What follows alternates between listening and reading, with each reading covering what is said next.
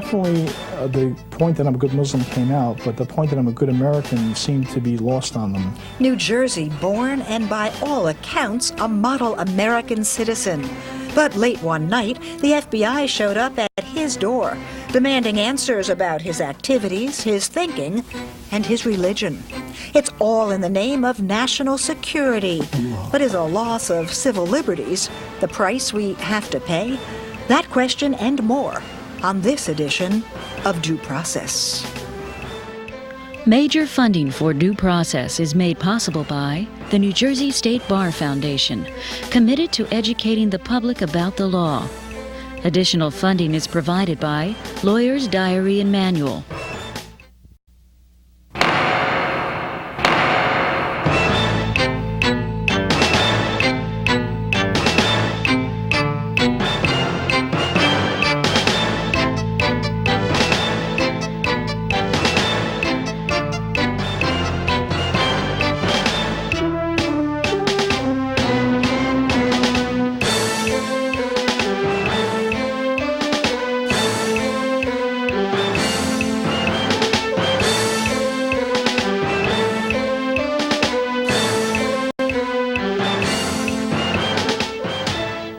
We're likely to experience more restrictions on our personal freedom than has ever been the case in our country. That warning, just after the attacks, didn't come from the ACLU or Amnesty International. It came from Justice Sandra Day O'Connor. Now, nearly 6 months later, has her warning come true? Has the crisis over national security created another equally serious crisis in civil liberties? I'm Raymond Brown, and on this edition of Due Process, the war on terrorism and its consequences. In this half hour, we'll talk to a lawyer whose clients are among those still under INS detention, to the head of the Secret Service in New Jersey, who says the new anti-terrorist rules and regulations are a reasonable response to an unreasonable threat, and to a Rutgers professor of constitutional law who says we may be putting our most cherished rights at risk. But first, here's Sandy King with a look at how the tension between national security and civil rights is playing out right here in New Jersey. Raymond, what exactly is at risk? Well, if you talk to civil liberties types, they'll tell you it's our basic freedoms, from free speech to free religion to due process. For Muslim and Middle Eastern immigrants detained by the INS, not for terrorism but for visa violations, it's meant months of official secrecy, months behind bars in places like the Hudson and Passaic County jails. Most of them did break the rules, worked when they weren't allowed to, or stayed although their visas had expired. Then there are the thousands who've been profiled or harassed or questioned on the basis of how they look, where they're from, or even the sound of their name. And they're not all foreigners. Meet Ali Arakenolu, a Muslim and American. This is the true test of our democracy. What rights do we have as Americans? This is what I call the mother of all profiling, because, you know, it not only involves race, it involves ethnicity, gender, national origin, religion, you name it. What happened to Ali could have happened to any honest, law-abiding American. And it happened late one night, just 9 days after September 11th, when Ali Arakenolu heard a noise outside his bedroom window and saw 6 men with flashlights in his driveway. They turned out to be federal agents. My response was, "Are you kidding me?" You know, FBI said, "No, we're not kidding you. We're FBI.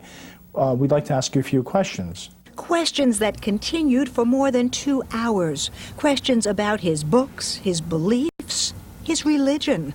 Questions accompanied by the threat of arrest. And the questions became more and more and more personal in nature, to the point where one gentleman asked me how many times a day I prayed. Another gentleman asked me, do I frequent the mosque? I answered the questions. I didn't withhold anything. I said, yes, I do pray 5 times a day. That's what the prayer rugs are for. So your message to them was, yes, I'm a good Muslim, and I'm a good American?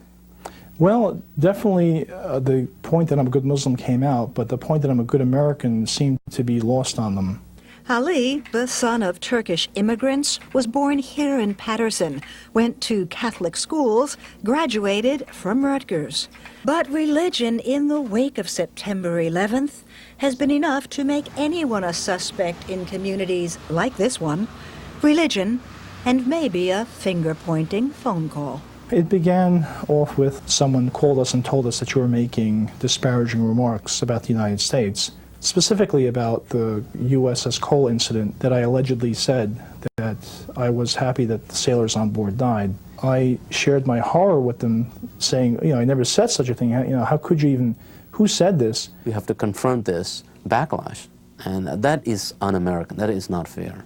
And that's exactly what Ali felt from the time the agents walked through his door. I said, well, gentlemen, you're welcome to come in, but would you mind taking your shoes off? It's a Muslim household. And the youngest of the agents said verbatim, I don't think that's going to happen. And at that point, my heart started racing, and I thought to myself, what did I do? Did not feel like a friendly visit at that point. Not at that point. And we are here to announce our concerns and response to the interviews, the FBI's dragnet interviews of 5,000 Middle Eastern men, some almost 100 of whom apparently live in New Jersey. Neither the U.S. Attorney's Office nor the FBI would confirm that number, maintaining the same kind of silence that surrounded the detention of thousands of non-citizens with alleged visa violations, and one more thing in common. They are jailed for nothing because they are Arabs, because they are Muslims, because they are Middle Easterns. Selective prosecution, selective enforcement, it's illegal. It has been done in the past, doesn't make it right. We don't have information about who's in there. They don't have access to attorneys. They may not have language skills. They may not have resources. And as a result, in Ali's world of Islam in New Jersey, there's a new kind of unease. Not just the uncertainty that's plagued us all since the attacks, not just the fear of some outside enemy.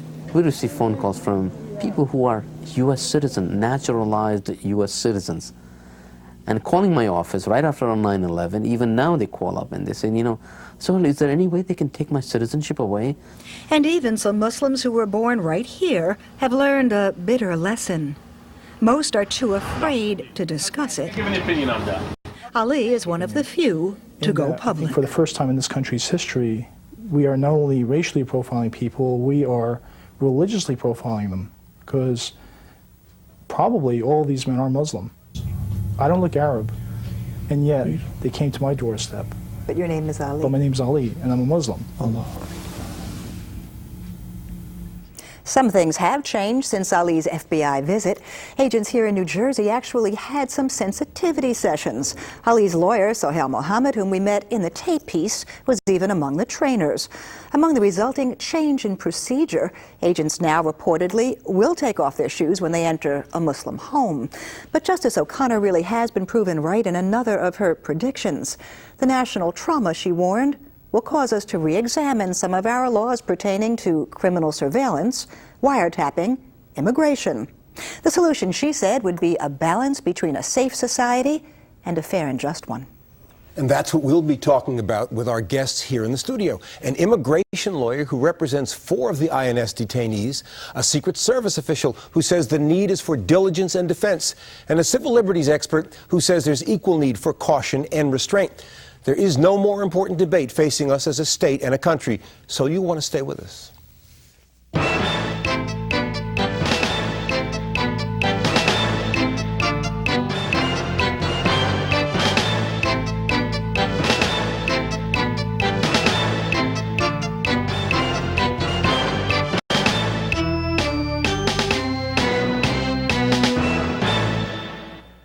You may call it profiling, but we need to know, what do you believe in? What are your beliefs? Because of what's happened, I think that's what we should do. And I think they should understand it. I think this is something very, very bad for everybody. And this is not Muslim people, they do that. Sometimes, maybe I will get targeted, on the train and stuff. And, a lot of Arabs are still in jails from, just because they're Arabs. I would hope that it wasn't happening, because I know it's happened to the blacks and it's not a good feeling. Whatever they're portraying to be Islam is completely false. Islam does not condone terrorism or killing or anything like that. Most of the people they grab, I think zero is do something bad. Most of them is good. Yeah, it was Muslims maybe that did it, but you don't have to blame us for it. They're affiliated with the Islamic militant movement. Not all Muslims, do you think? All? No, not all Muslims, but I think it's fair to target them. How then has life changed for Arabs, Middle Easterners, Muslims, and how much of that is official government policy? Has profiling taken on a new respectability? And what about the detentions and interrogations, the stepped-up surveillance, and even changes in rules and laws? Good security sense at a time of crisis, or a serious threat to our basic civil liberties?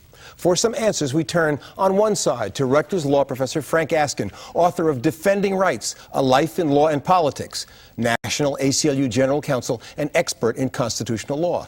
And on the other, a national expert on security operations, Jan Gilhooly. He's not just the agent in charge of Secret Service operations in New Jersey, he's also the man selected to help oversee two of this country's post-9/11 gatherings, both the Super Bowl in New Orleans and the Winter Olympics in Salt Lake City. Meanwhile, in Newark, we're joined by a Hackensack immigration lawyer, a Palestinian Christian who's in the trenches in a different way.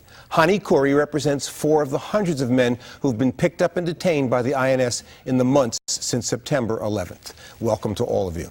Frank, let me start with you.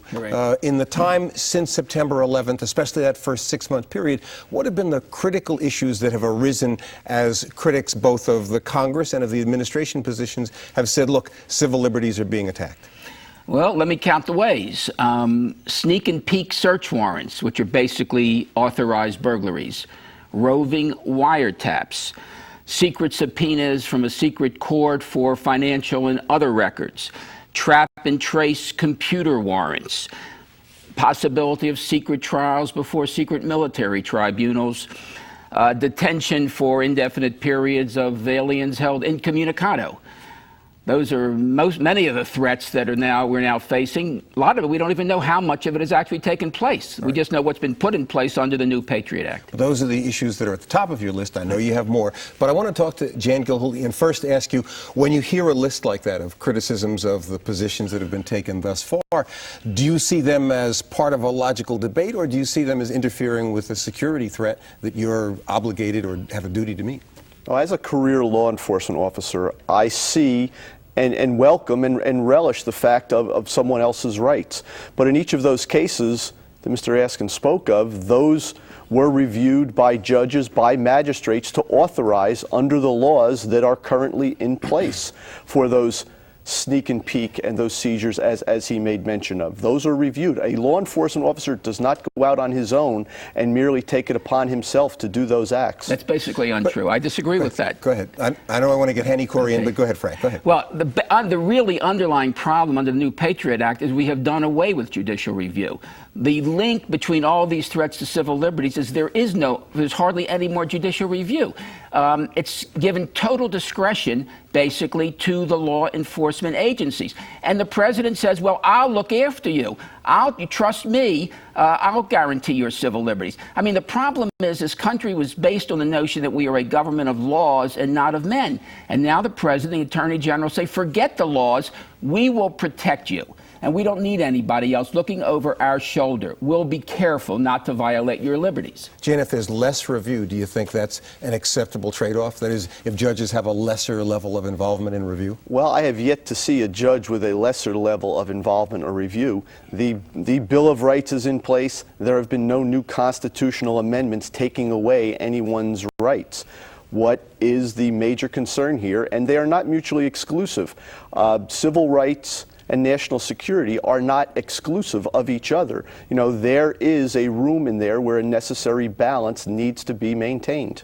Hani Khoury, I know you've had a special concern about people who are detained with respect to possible INS violations, or at least they get detained as part of the security search and concern and then wind up detained for other reasons. Why are you concerned about that as a matter of policy? Well, basically because these people are being detained for extended periods of time on what prior to September 11th were violations for which they were not detained. And these detentions are lasting months instead of just temporary detentions to get the person in front of an immigration judge and have the issue resolved, whether the person is ordered removed or whether the person is granted voluntary departure or his visa status cleared. Well, what in your view are the real reasons for the detention? Because it sounds as though you're suggesting that there's a pretext here. That is, the ostensible reason is some violation of the INS rules, but in fact there's another reason. Well, I think there is another reason. I think that the government is using their immigration status as the tool to keep these people in custody, where they can keep tabs on them, where they can run security clearances on them, and if something comes up, then they can charge them criminally. Otherwise, they can hold them. Then, when they're through with them, they can have them removed from the country or deported or whatever the case may be. Now, one of the participants in the report that Sandy King prepared for us indicated that there was a widespread, or at least some concern among Arabs and Muslims and Middle Easterners who are citizens that they may lose citizenship, or some sense of fear that they may be unfairly treated. Is that something you've experienced? Yes, quite often, quite often. I've actually had numerous phone calls from clients and from just the general public where they call and they ask, you know, can they take away my citizenship? Will I get arrested? Are they going to come knocking on the door? You know, what can I do to prepare for this? Also, a number of legal permanent residents, green card holders, who are afraid to travel because they hear about people being taken into custody at the airports. So it's really hitting everybody, the whole immigrant population. Jan, do you think that when the entire panorama of events, that is some focus on Middle Easterners or on Muslims or Arabs, as well as changes in the laws, can generate fear? And do you think that fear is just a logical consequence of a response to security, or do you think it's not necessary?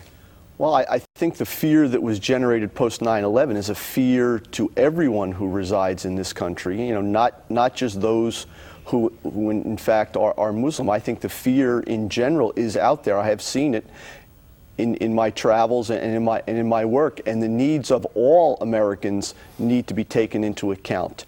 But as I have said, it must be done in accordance with the standing laws that are in place. If there are violations of immigration law, then the federal government has every right to enforce those existing laws. No, nobody's debating that. Nobody's debating that. It's just how they're enforcing those laws has really changed. Prior to September 11th, it was almost unheard of to have somebody who was a visa overstay taken into custody and held for 3-4 months in INS custody. Now it's almost commonplace if you are an Arab, if you are a Muslim. Frank, is this a matter of policy, that people are now being held longer for what were in the past minor violations that were not treated seriously? Oh, absolutely. I mean, the Attorney General has announced that is precisely his policy. I mean, in some ways, it's not quite as bad, but being the verge on what happened at the beginning of World War II when Japanese Americans were rounded up, and we spent the last 50 years apologizing for that. Now it seems that Arab Americans or Muslims are fair game. And they have been targeted. And, you know, there may be some very bad people among them, but I'm sure that 98% of them are perfectly innocent, law-abiding people. And that's the problem with profiling.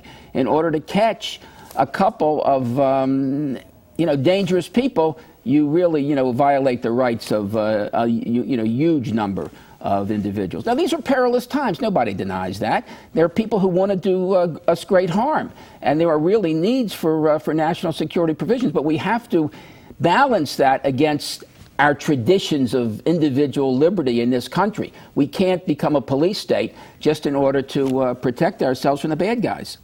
Now, your involvement with the Super Bowl and with the Olympics this year were not your first involvement with major events of that type. What changes have there been in how you do your job with respect to security at events like that? Well, events like that, what was brought about by presidential order, those were named National Special Security Events, which then puts in place a mechanism of which the Secret Service becomes the lead agency for security planning. We are then called upon to be the lead agency to implement the security plan using all the agencies and all the resources available, and they have a viable plan for the security at these major events. Frank, let me ask you a question that really is interesting to me. You are here articulating some issues, and Hani Corey is as well, that you say, as Sandra O'Connor suggested, strike at the heart of liberty.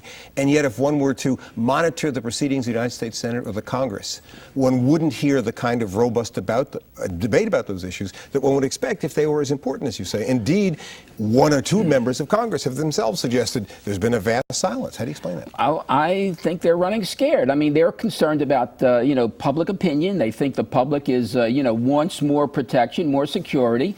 Somebody has to be out there saying that there's another side to the story here. I mean, the American Civil Liberties Union, some other civil liberties and civil rights groups have been trying to, sound the alarm that we have to have a balance here. It can't all be one-sided. I mean, even Justice Scalia, in an argument in the U.S. Supreme Court last week, mentioned, he says, a police state is the least crime-ridden society. They're the safest society. And that's true. When you have a police state, there's less crime, but there's also no liberty.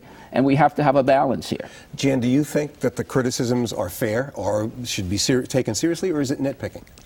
No, I think in law enforcement over the years, you certainly learn to take criticism. And there are numerous valid criticisms. But I think everyone has to realize, as was mentioned, 50 years ago at a war, we realized we made some mistakes.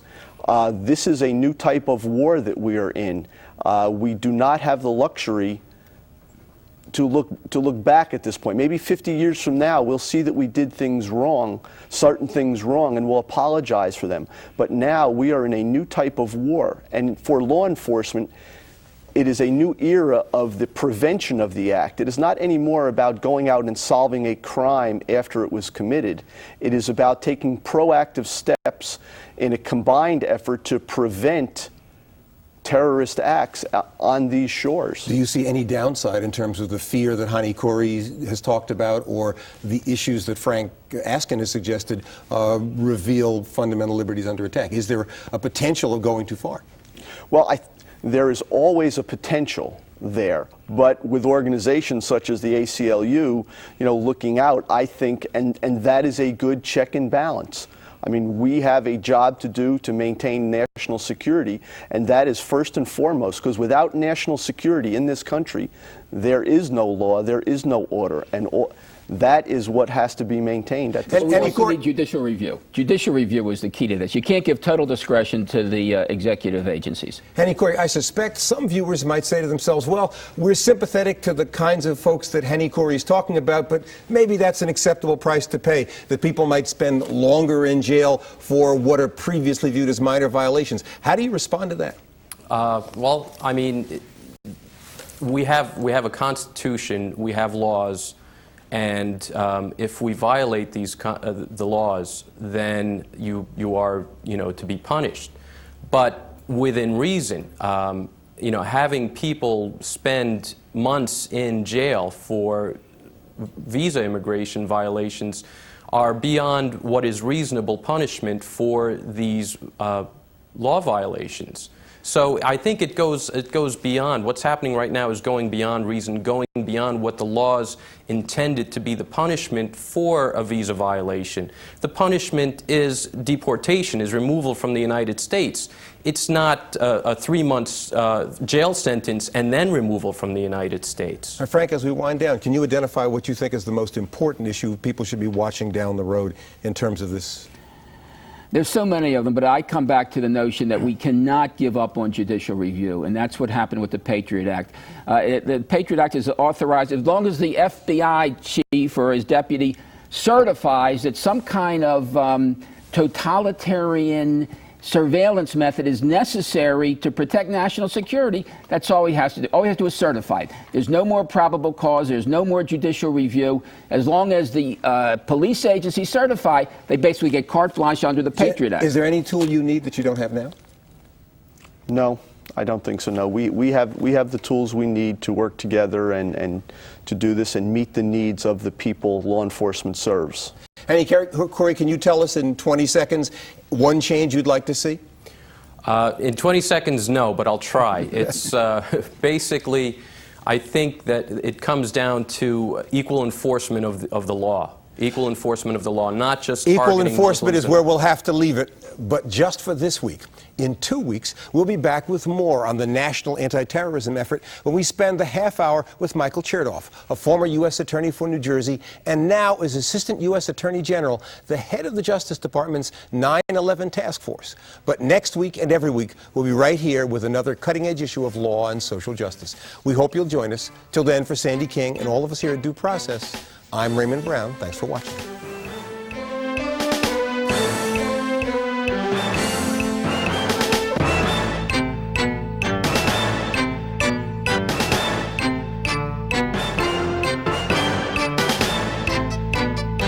The sad thing is, it's probably the worst form of racial profiling, in my opinion. Again, this is only my opinion, in that I think for the first time in this country's history, we are not only racially profiling people, we are religiously profiling them, because probably all of these men are Muslim. I don't look Arab, and yet they came to my doorstep. But your name is Ali. But my name's Ali, and I'm a Muslim, right? And again, if this whole thing is being executed upon a person's ethnic makeup or their religious makeup, I, as an American, stand against it. It should be that any criminal or any suspect should be, I guess, apprehended for their conduct, not who they are, not what they believe, particularly when that belief system is nothing but peaceful.